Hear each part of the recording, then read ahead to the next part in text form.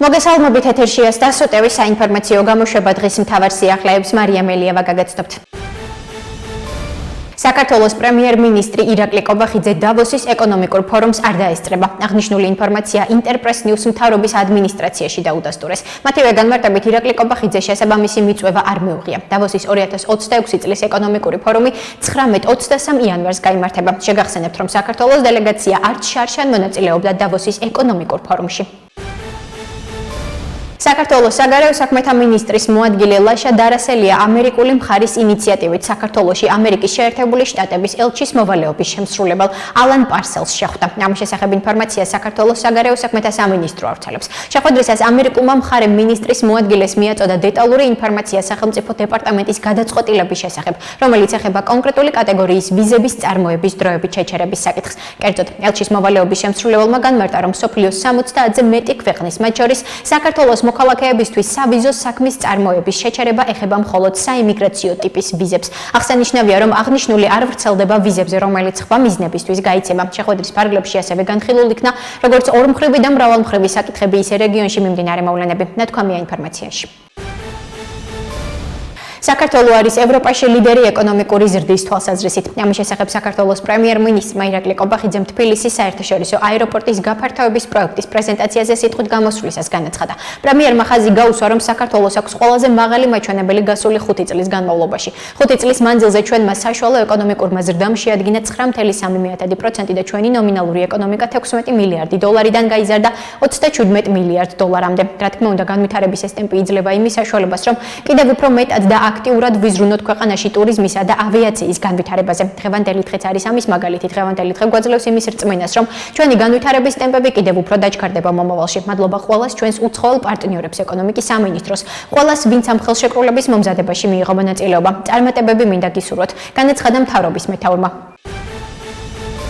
თუ იარსებებს ასეთი საერთაშორისო დავა, ის უნდა დაიყრდნოს საერთაშორისო გამოძიებას, რომელიც დაადგენს თურით მოგწამლეს 2025 წლის დეკემბერში და არა იმ სპექტაკლს სუსმა 5 დღის განმავლობაში, რომ ჩაატარა სიმართლის დასამალად. ამის შესახებ ლელო ძლიერი საქართველოს ერთ-ერთმა ლიდერმა გიორგი სიორიძემ განაცხადა რითაც შეაფასა ქართული ოცნების გადაწყვეტილება BBC-თვის ოფიციალური საჩივრით მიმართვის შესახებ. სიორიძის თქმით, ქიმიური მოწამვლის საქმემ ქართული ოცნების პროპაგანდა მთლიანად ჩამოშალა. შეგახსენებთ, რომ ქართულმა ოცნებამ BBC-ს ოფიციალური საჩივრი მიმართა შესაბამისი განცხადება პარლამენტის თავმჯდომარე შალვა პაპუაშვილმა გააკეთა. მისივე ინფორმაციით მმართველი გუნდი BBC-სგან ბოდიშის მოხდასა და მასალების აღებას ითხოვს.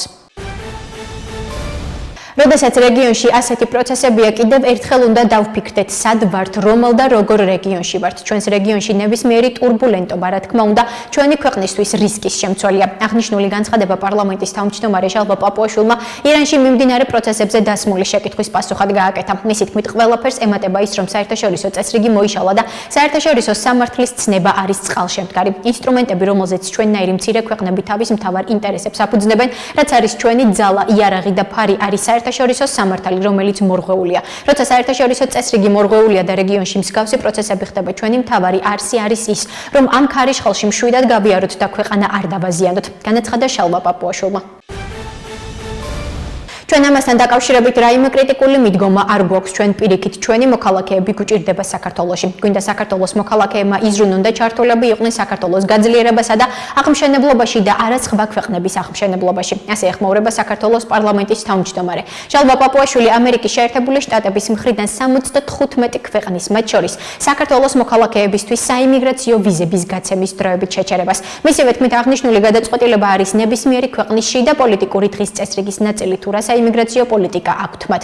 მისივე თქმით, სიცრუეა, რომ თითქოს იმ ქვეყნებს, რომელსაც საიმიგრაციო ვიზების გაცემა უჩერდებათ, ამერიკის შეერთებულ შტატებთან სტრატეგიული პარტნიორობა არ აქვთ. ტყუილია, რასაც ამბობთ, თითქოს იმ ქვეყნებიდან, რომელსაც ეხება ლამის ნახევარი დედამიწა, სტრატეგიული პარტნიორობა არ აქვს ამერიკასთან. სომხეთია ამ სიაში და სტრატეგიული პარტნიორობა აქვს. გარწმუნებთ, ჩვენი პოლიტიკა არ განაპირობებს პრეზიდენტ ტრამპის პოლიტიკას მიგრაციის საკითხში, ვენესუელასთან, გრენლანდიასთან დაკავშირებით. არც ერთ ამ საკითხზე ჩვენი პოლიტიკა არაფერ შუაშია, აღნიშნა პაპუაშვილმა.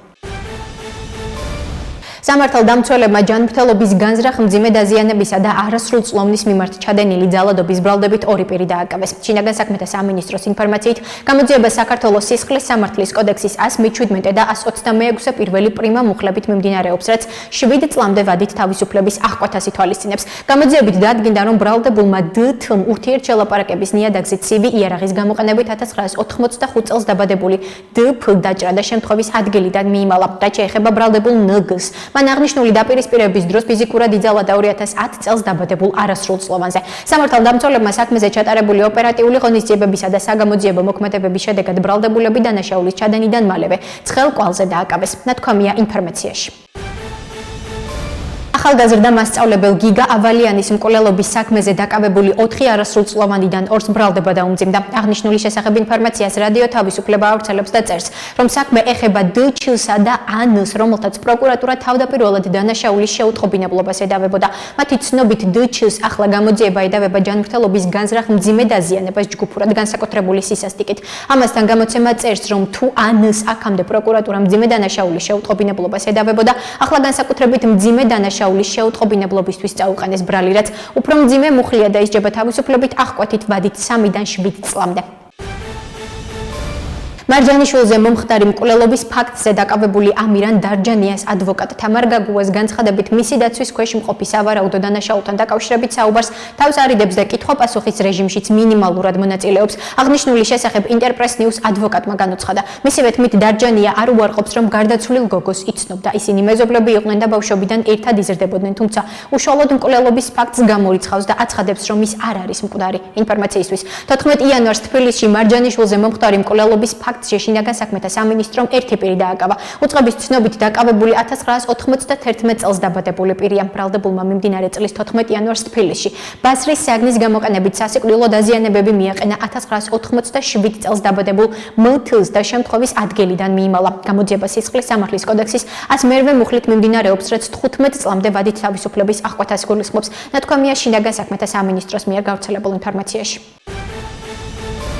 ზაფხულის 12 დღიანი ომის შემდეგ ისრაელმა პრაქტიკულად გაუნადგურა ირანს საჰაერო თავდაცვის სისტემა. სრულიად მოტიტულებულია ირანის სადა შესაბამისად ამერიკელებს უპრობლემოდ შეუძლიათ ნებისმიერი მიზნის განადგურება, თუმცა აქ არ არის სამხედრო პრობლემა, აქ არის პოლიტიკური პრობლემა. ამის შესახებ პოლიტიკის მეცნიერებათა დოქტორმა გიორგი ხატიაშვილმა პალიტრანიუსის გადაცემაში რეზიუმე განაცხადა. როგორც ხატიაშვილმა აღნიშნა, ირანი ამერიკასთან შეთანხმებას ვერ მიაღწევს, რადგან რეჟიმი განიარაღებას არ დათანხმდება. რეჟიმი თუ ამ ამბებს გადააგორებს, ეკონომიკური პრობლემები ვერ მოგვარდება თუ ეს სანქციები დარჩა. კატასტროფული სანქციების ქვეშ არის ირანი და ამის მოგვარების ერთადერთი გზა არის ამერიკელებთან მოგვარება და ეს იოლი საერთოდ არ არის. ბირთვული პროგრამა იქნება თუ ბალისტიკური რაკეტების პროგრამა, ეს რეჟიმის ერთ-ერთი მთავარი საყრდენია და განიარაღებას არ მოახდენს.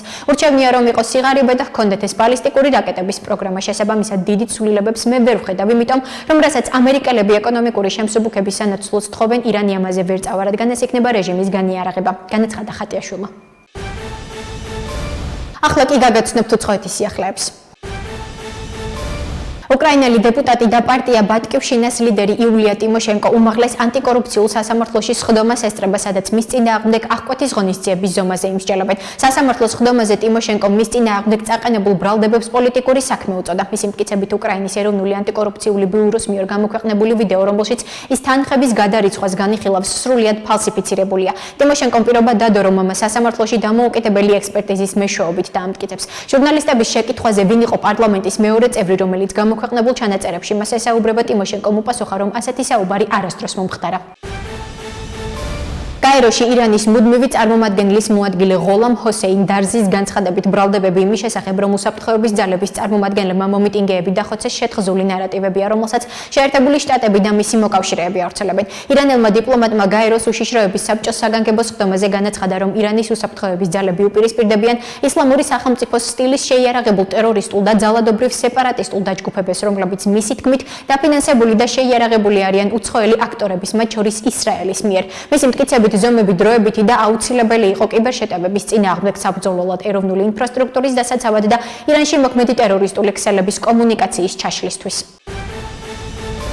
დიდი ბრიტანეთი არ ეთანხმება საფრანგეთსა და იტალიას, რომ ევროპამ რუსეთის პრეზიდენტ ვლადიმერ პუტინთან პირდაპირ მოლაპარაკებები უნდა განაახლოს. პოლიტიკოს ინფორმაციით ამის შესახებ საგარეო საქმეთა მინისტრმა ივეტ კუპერმა განაცხადა. პოლიტიკოსთან საუბრისას კუპერმა უარყო პარიზისა და რომის ლიდერების წინადადებები, რომ ევროპელმა მოკავშირეებმა პუტინთან დიპლომატიური ურთიერთობების აღდგენა უნდა განიხილოთ. მისი მტკიცებით ამ მტკიცებულებების არსებობის შემთხვევაში მოსკოვზე ზეწოლა კი არ უნდა შესუსტდეს, არამედ გაძლიერდეს სანქციებისა და სამხედრო მხარდაჭერის გზით. ვფიქრობ, რომ ამ მართლაც მნიშვნელოვან სამუშაოსთან ერთად ჩვენ ჯერ კიდევ მზად უნდა ვიყოთ, რომ გავზარდოთ ზეწოლა ეკონომიკური ზეწოლა და ასევე უკრაინის სამხედრო მხარდაჭერის გზით ეს სამხედრო ზეწოლა რუსეთსაც განვახორციელოთ. დასძინა კუპერმა. გაერთიანებულმა სამეფომ უკრაინის ენერგეტიკული ინფრასტრუქტურის მხარდასაჭერად დამატებითი 20 მილიონი გირვანკა სტერლინგის გამოყოფის შესახებ გამოაცხადა. ბრიტანეთის მთავრობის განცხადებაში აღნიშნულია, რომ ძლიერი ყინვის დროს ასობით ათასი უკრაინელი, მათ შორის ბავშვები და სკოლები გათბობისა და ელექტროენერგიის გარეშე დარჩა. ბრიტანეთის მთავრობა აცხადებს, რომ დახმარება ხელს შეუწყობს მილიონობით ოჯახის, ბავშვისა და მოხუცის გათბობითა და ელექტროენერგიით უზრუნველყოფის გადაუდებელი საჭიროებების დაკმაყოფილებას მას შემდეგ, რაც პრეზიდენტმა ზელენსკიმ უკრაინაში საგანგებო მდგომარეობა გამოაცხადა უკრაინის ენერგეტიკულ სექტორზე განხორციელებული თავდასხმების შემდეგ. ასეთი იყო მიმდინარე სიახლეები მომავალ შეხვედრამდე.